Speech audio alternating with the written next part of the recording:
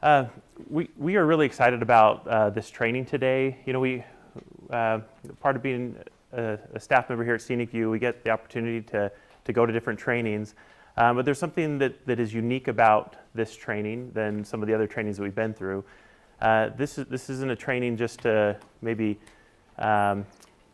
pull a few things from and try to incorporate. This is a training that will be part of future new hire orientations. This training is part of who we are. It's part of our Scenic View identity. And so it's something that we're going to refer back to, similar to how we refer back to our mission statement and our core values. This is part of who we are. This is part of how we go about working with the students. You can see that it's entitled our direct service philosophy. Okay, this will be part of the first of a three-part training. This first part is again the philosophy of how to work with the students. Then in 2 weeks, less than 2 weeks, the 11th, we're going to do a direct service training, how to do a skill specialist training, and we're going to review our teaching model and how to break our objectives down into SMART steps and how to teach our curriculum here at Scenic View. So that's going to be our second part. And then we know that as we're here at Scenic View, there's sometimes our students, even when they know what to do, they don't necessarily follow all the steps, right? And you can say that for us in our lives with some things. And so the third part will be, how to manage some of those behaviors and what do we do when students know what to do, but they're still not doing it. And so that will be the third part. Can anyone in here recite our mission statement? A lot of pressure. There might be something in it for you. It's getting a little hot in here. Anyone want to take a stab? Aaron. We empower young adults with autism spectrum disorder and other learning disabilities with skills for an independent, productive, and fulfilling life. Yes. All right. Okay. All right. So the training today, what we're going to go over is going to be, these are philosophies that will help us to achieve our mission. And so turn the time over to Jared here. All right. And in a lot of ways, you can look at this philosophy as kind of the foundation of what everything we do here at Scenic View. Everything we do is informed by this. And you can look at this as kind of the four paths we've got. We've got our core down here. We got our service coordinators up here. Kind of direct instruction is how we're topping this all off and approaching the students. But everything we do is founded by this direct service philosophy. And underpinning all that is our core values. So who can give us our core values? Okay. Super fast for Elaine. Didn't even have to look at your paper. It's on your paper. Okay, next slide. Okay. We want to be, in everything we do here at Scenic View, effective, efficient, and empowering. The opposite of that is ineffective, inefficient, and unempowering. And so today we're going to be looking at 5 philosophical pieces that we think are really critically important for having effective, efficient, empowering services for the students. These 5 things, a lot of it's going to seem review. A lot of it should seem review. But what's the point of review? Why do we talk about things that we've talked about before? Strengthen our habits. Good, to strengthen our habits. Just a meal card for Ben. Wow. Awesome. It strengthens our habits. It reinforces what we've already learned, and it helps remind us. It helps us tell the story. And a lot of these trainings we're trying to do here have to do with telling the story. A culture is based on the stories they tell, just like Lita will tell us. And therefore, the stories we tell are really critically important. We want all of us to be telling a story that we use professional ethics, professional boundaries, person-centered, strength-based interventions, and we do it as a team. What we don't want, of course, is to be unethical or unprofessional, staff-centered, deficit-based, or going solo. So we're going to go through these 5. We're going to do it pretty quickly, and then we're going to give some chances to practice. There's a lot of overlap between these 5. These 5 are kind of just different ways of looking at the same thing. So if you think of that blind man and the elephant, we're just going to be, hey, look over here at the leg and the tail and the trunk. But they're all part of the same thing, and that is treating the student right, doing what's right for them. And the cool thing about these things is they're also about what's doing right for us as staff and helping protect us as well. Okay.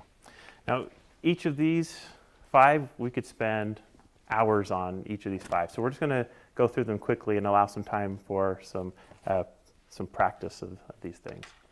Okay, so professional ethics.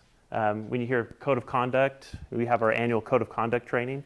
A lot of the ethics and things that are involved here they're bigger than Scenic View. When you think of professional ethics, it's not just, well, because I'm a Scenic View staff member, I need to follow these, adhere to these policies or these guidelines. It's something that's bigger than us. A lot of them have like legal connotations to them. And so, basically, those guidelines help us to know how to do no harm. So these are kind of like, a lot of these things are kind of minimal standards. Here's how to not harm a student.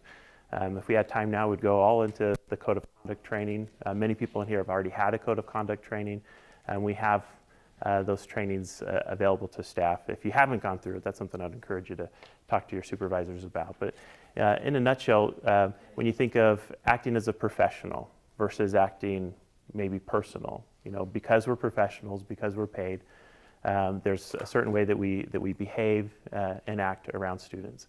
One of the things I think about is just really good customer service, and some of the other points, some of those slides will also kind of fit again under this umbrella of how to act in a professional manner with other staff, and with the students. One example that I was thinking of is in if we're at home and a family member annoys us, how are we going to react? It'd be like, hey, what are you doing that for? In a professional setting like this, we might approach that different, right? If we're offended, we might need to take time to go work on ourselves and say, what would be the best way to respond for the student, right? And not necessarily react in those situations. So, yeah. Anything else you want to say about that? And Ryan touched on it. What's the difference between an amateur and a pro? The pro gets paid. And so we're getting paid here, and that hopefully can at least buy us a little bit more patience and a little bit more customer service and a little bit more willingness to be flexible and so forth. But we're also getting paid to do a particular job. Each of us have our roles here. We have limitations within that role, and when we step outside of those roles, we're risking acting in an unethical manner, and that goes right to our next topic, which is boundaries. And I got assigned this slide, and I suspect it's probably because that they thought it'd be really funny for Jared to be doing a driving analogy. But what's the point of having lanes on a freeway? Why have all these different lines on the road? So you don't drive into someone. So you don't drive into someone. Yeah, you don't want to crash, and so you get where you're going. Get where you're going. What would happen if there were no lines on the road? Like on a snowy day. Like on a really snowy day. What happens to traffic? Slows way the heck down. When there are clear boundaries, we can get there faster. We can be more effective, efficient, and empowered, and we can do the same with students, right? And so as we look at boundaries, we've seen these, right, in our lives and so forth. But what do good boundaries do for us in personal interactions and in professional interactions? They keep us safe. Thank you. What else do they do? Yeah. Conserve energy. Yeah, they definitely conserve energy. They're way more effective and efficient. And we need to conserve energy. You can tell, I can tell when my boundaries are getting poor when I find myself overworking, overinvesting, when I start looking at the students as friends or as I start looking at them as I'm their parent. And then I know that I'm probably going a little too far past those professional boundaries. And so we want to make sure we do these things over here on the do list. What do good boundaries look like? Give me some examples of good, healthy boundaries. Usually clear, Okay, they're very clear. clearly stated. Yeah, clearly stated. So it's not just clear in your head, it's clear for the people that you're setting the boundaries with. Good. What else? Understood by both parties. Understood by both parties so they know what that means. Because it's one thing to say it and another thing, again, to follow up on that. And our actions, the students are constantly judging us by our actions, not by what we're saying. Yeah. Follow through. So like if you say that this is a boundary, then it really is a boundary. It really is a boundary. You need to be consistent. Are there gray areas? Yeah, there are. There are gray areas.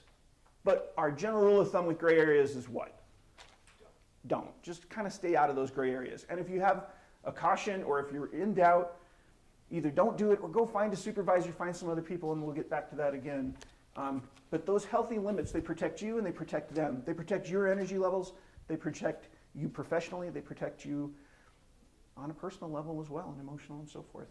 And they're all about us helping the student toward their independence. When our boundaries are unhealthy, we tend to own too much, and we want them to succeed because it's important to us, and it matters to us and our professional pride and our professional whatever, and it becomes about us instead of about the student. Yeah.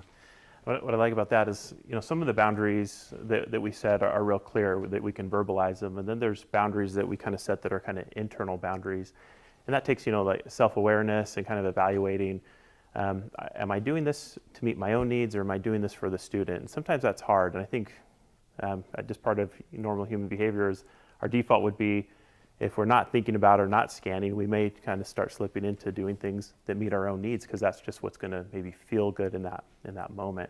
But what's nice is about setting those boundaries, it creates a sense of stability for yourself, a sense of being able to be present, but still have self-care and still be not burn out. So, all right.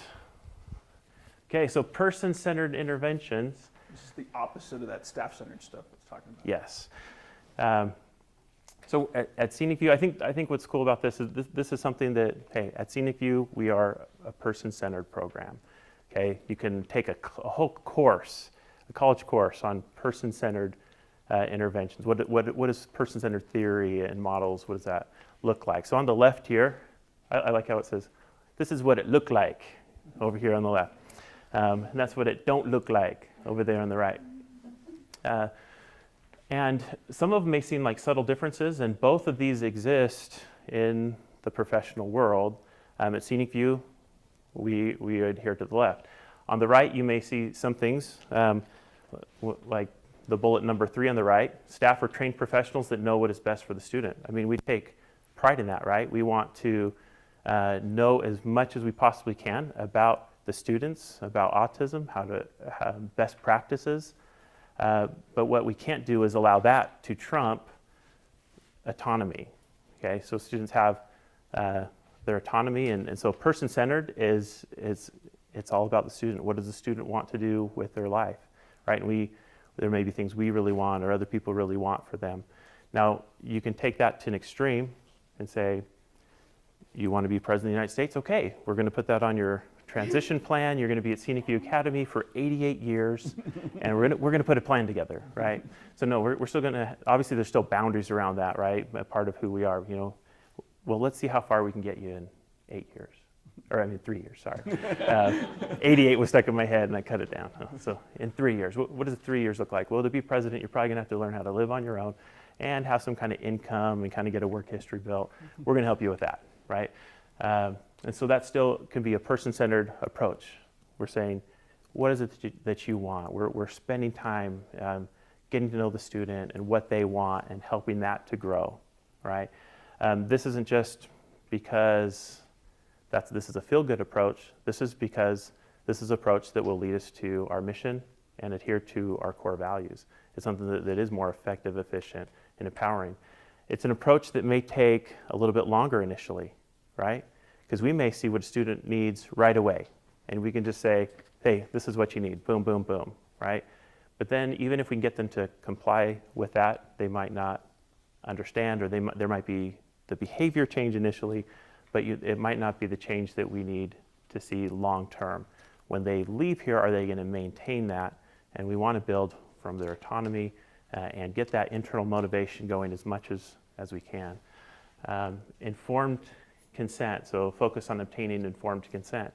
It's just a kind of, I guess, maybe self-explanatory, but it's something that we see the person as worthy of respect and connection, that we explain why we're doing and what we're doing, and they say, this is what I want. Okay, here's what it's going to take to get here. Here's an intervention. How does that sound? Okay, let's do this approach. The opposite, if we have something that we want, it may start feeling like a power struggle. Like, oh, every time I'm with a student, I'm just trying to persuade them to get to do this, all these wonderful things I want to do with them. Well, that may be a sign that we haven't checked the autonomy box first. And this is hard, but it's based on the belief, you can see here kind of two different mindsets, right? That believing that the students are too disabled to make decisions for themselves, okay? Now, we could build a program where that is our belief and that's part of our core values, but that may look more like a group home and not our mission of trying to help people become independent. So if we want to help them to be independent and independent as possible, we need to have the mindset that they have something within that if we pull that out, that they're going to be more independent when they leave than when they came. And that's why we do it. That's why we go about it, because it's best for them. And it ties really nice into the strengths-based approach. Being person-centered means that we're valuing them as a person. All of us know that real change requires real connection. And so being able to connect in a professional manner with them as a person and understanding them, again, goes right into strengths-based, which is the next one. Strengths-based versus deficit-based. As a culture, and most cultures I would say that I've been in, we tend to be very deficit-based. We tend to be a weakness-based society that points out what's wrong, and it's easy to point out what's wrong. Think about for a second here, think about something that is a personal weakness for you, an area where, I'm not that great at, okay? Might be driving, could be whatever you want it to be, okay? But think about that for a second. Now, I want you to imagine that your life, every day you got up in the morning and people said, "Good morning, let's talk about your weakness and how your weakness is doing today. And here's what we're going to do today about that weakness. And here's how you did yesterday on that weakness. And now let's make sure we go and do some activities that involve that weak area. And let's make sure that we have you perform in that weak area. In fact, let's have you perform in front of other people in that weak area." And imagine that that's your day, day after day after day after day. That's your life, is you get up, people tell you what you're doing wrong, and then make you work on the stuff you're not good at. How would that feel? What would you do in that situation? Can you speak up? Can you speak up for our camera and for my weak ears? You kill somebody, you say? It's a dream come true, she said. No, You jump off a building. Okay. True story. Who was here when we had a student walk out the window? Got a few of us. Okay. It is tough to look at your weaknesses all day, every day. Now, do we need to look at student weaknesses? Heck yes. Do we need to be aware of their deficits? Yes. Do they need to be aware of their strengths and their weaknesses? Yes, and that's one of our empowerment statements for a reason. The difference is that we want to come at those deficits from a strength-based model. A strength-based model says what? What is the fundamental belief of a strength-based model? Barbara. This is what I do well, and I would use those strengths to build on, to work on those weaknesses. Good. And only on the weaknesses I really need to work on. None of us are going to be great at everything. None of us are going to turn everything into a strength, certainly not in this life. But all of us have strengths we can use, and using those strengths coming at our weaknesses makes it so much better. So, as Scenic View staff, one of our primary goals is to become aware of the strengths of our students, to do investigation, to get curious about what those strengths are, to get creative about what those strengths are that our students have. This means getting to know them, getting to know their interests, getting to see, okay, do they have strengths of character? Let me tell you one strength of character that every single student here at Scenic View has. They have courage. They have amazing courage. I look at myself, and back when I was in kind of the worst and lowest points of my autism, I don't think I would have come here. I think I would have seen what a great program it is. I think I would have said, wow, this is amazing. Look at all these things. And then I would have said, I can't do that. That's just too hard. That's too much. And that's sad, but the students that are here, they're getting up every day and coming out of their room at all and showing up at all. That's a little victory. That's courage. We can recognize that. We can build on that. A lot of their interests seem silly and weird to us. Okay, what are some student interests? Anime. Anime. What else? Video Video games. games. Dungeons and Dragons. Dungeons and Dragons. Magic Magic the Gathering. the Gathering, fantasy, science fiction, superheroes, My Little Pony, okay? Lots of things that may not be your cup of tea or mine, for that matter. And yet, as we really help focus on, wow, you're great at this, and wow, this is amazing, and show me this interest, and you know so much about Gundam, or whatever it happens to be, we then can create those connections. And those connections are what allow us then to be successful with our interventions. So that we're creating and coming from a focus on the positive. What is working with the student? Let's do more of that. Where are they succeeding? How do we recognize that? How do we help draw their attention to it? Because most of them, and I've worked with autistic people over at UVU for years as well too, and when you ask, what are your strengths? Guess what the number one answer is? I don't know. Because they can all tell you their weaknesses. They can all tell you what they're bad at. That's what they've been told over and over again. Most of them can't tell you what they're good at. Growth and change come from hope. In the deficit model, we think that pain is somehow going to help people change, and it does. And pain is important. It's when things get painful enough that we move, but we only move away from that pain if there's hope of something better.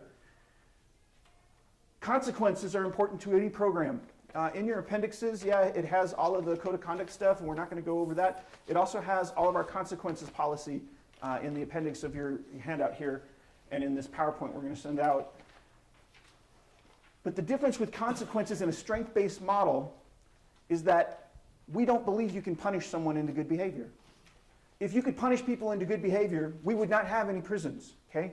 You can't punish people into good behavior. But you've got to have consequences, and those consequences have to teach and help them build their strengths. And so there's some questions there to review. Again, this is something we could spend and should spend a lot of time on looking at. But strengths-based as a program means that we see the person, and then we immediately start digging into what are they good at, and how can I use that then as the basis for everything else we do.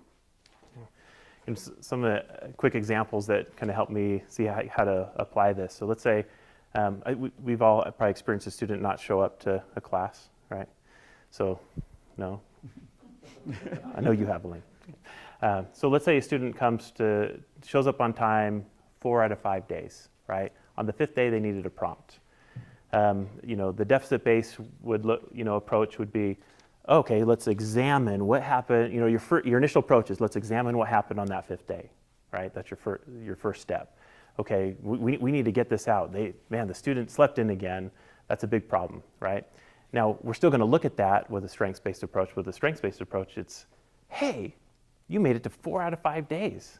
And on the 5th day, you still got up with the prompt. So how do we get that 5th day looking like the other 4 days, right? So you still talk about the 5th day, but you're pulling those resources, those strengths, and seeing how you can apply them. And so, again, you can see how there's a belief in the person when you use that approach. Okay. Also, if we're focused too much on deficits, so let's say they're having meltdowns, students having meltdowns, and when they first come to CNEView, they're having meltdowns 3 times a week. And then in our head, we see that student as a meltdown student, right?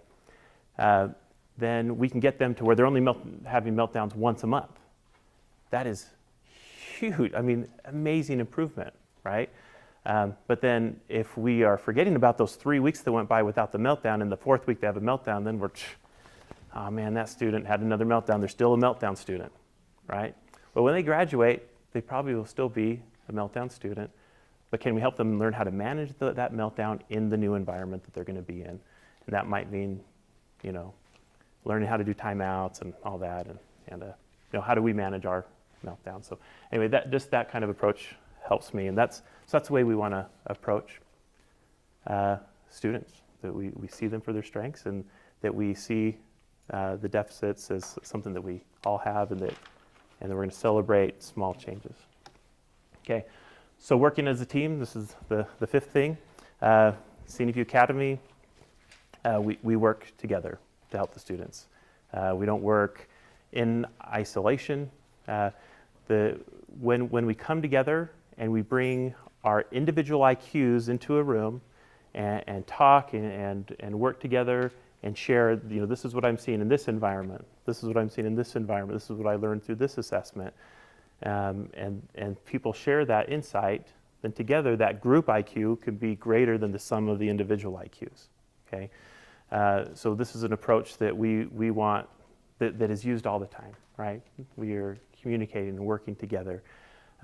This past year and a half, as we've moved from a multidisciplinary model where you could kind of work in your path or in your unit to a transdisciplinary model where, you know, we are going into other units and even with service coordinating, and they're a part of every unit, right? And they need to know about how to order from every unit. And this model requires that we do work as a team more than ever before. And we can all think of experiences that have been amazing and that the student has been much better off as we've come together, as we, you know, it takes checking the ego at the door. But what it does not mean is that we step out of our role, right? But what it does mean is, you know, here's what I'm seeing, which I'm talking about your role a little bit, but I'm not doing your role, if that makes sense. We can still have that role clarification, but needing to work together as a team. What this means sometimes is, does it take some time to communicate? Yeah, I was even just thinking about yesterday in a service coordinator meeting. We had Jessica and Candace in there, and we were talking about, I think, some really great stuff. And at the very end, we were kind of looking at each other, and it said, well, this is going to require that we need to, when these situations happen, there's going to have to be some getting together to communicate. I think we were all signed like, one more thing to communicate about, right? But you know, that's part of who we are at Scenic View, that we're going to get together, we're going to communicate, and because it's going to be better, it's going to be a better product for the student. And I think we'll be happier as we come together and have that support. The other thing that it does is there's safety. So if we are going to have any kind of ethical issue or boundary issue, or we're moving to kind of a staff-centered approach, if we can talk to a supervisor, talk to other staff members, share our perspective, that's usually when some of those things come out. Usually, or it may be that, if we're not catching some of those boundary issues internally, other people might see it. So being able to even have people that you trust, that can give you that you can do a check-in with, can help you to stay safe. The other thing is, if you're about to make a decision that might be considered abuse or exploitation or neglect of a student, again, collaborating and talking, and if people are able, speaking openly, those things will be much more likely for us to catch those things along the way. So again, working together as a team, part of what we do. And obviously this includes all of the other four as well, like he was saying. So we've talked about 5 pieces. What are they? What are our 5 principles of direct service? What's that? Okay, strengths-based is one. What are the others? Teamwork, good. It's right up there. Good. Person-centered. Professional ethics and boundaries, good. Okay, so those are the 5. Guess we can't cut this card up into 5 pieces. We'll hold it. Go ahead to the next slide here. So what we want to do again is give you some chances to practice, because we're all considered and look at this and we go, yeah, totally, I get that, I understand that. So we want to see how this looks in the moment. So we came up with some scenarios for each of us to be working with here. Thank you, whoever appreciated that. It took way too long for that stupid box. But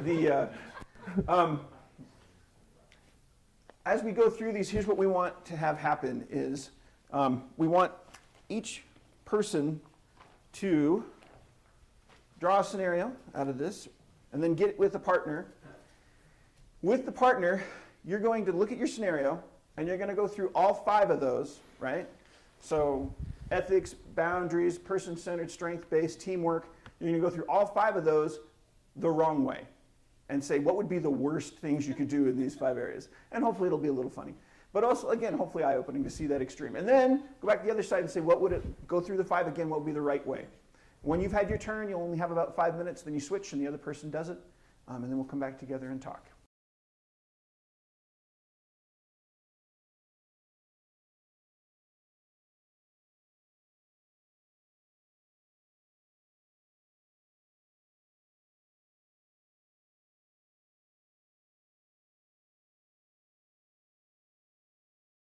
It was great to see everybody participating. It was great to see the level of practice. If you didn't quite get through your 5 in the right way, I'm sure you're still thinking about how that could happen. And the good news is you will have lots of opportunities today and every day to follow those 5. Turn it over to Ryan for a little bit of processing. All right.